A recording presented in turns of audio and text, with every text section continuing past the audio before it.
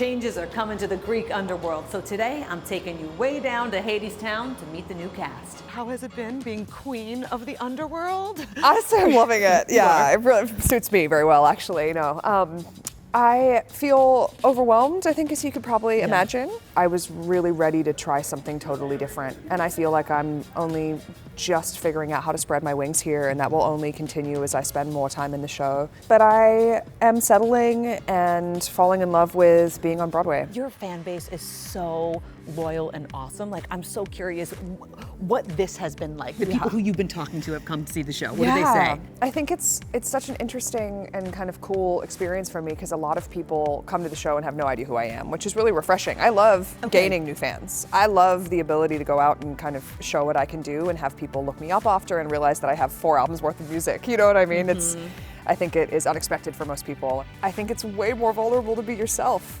And I wasn't expecting that. And so I think actually going back to Betty Who after this might be a whole new experience. How do you explain the show? It's about Orpheus and Eurydice and their love story, and a young girl who wants more out of life and a young man who is really an artist and gets caught up in trying to save the world, and in that loses the one that he loves the most. The thing that I get the most from the show is about negative self-talk, the fates.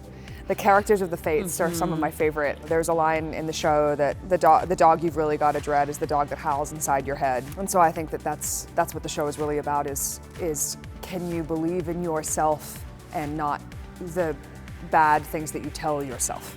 This is hitting differently today than it hit when I saw the show. Do we need this reaffirmation today? Yeah. Congratulations on Hadestown. Thank you so much. I want to talk about your Eurydice. Yes. Like, who is she? Oh my God. She's tough. She knows the world. She's been through it, but she's a survivor. And to get to kind of bring a new energy of like, all right, like you better step up, This is like the first show where I'm not wearing false eyelashes or have a wig or anything. Like, I just get to be me. And I get to bring out this side of me that I don't get to bring out in the real world every day. And it's very freeing, it's very cathartic, and I get to bring a sort of edge that doesn't necessarily come out with Solea in my Eurydice. How does it feel to be the king of the underworld? Oh, it feels great. It feels good to be the king.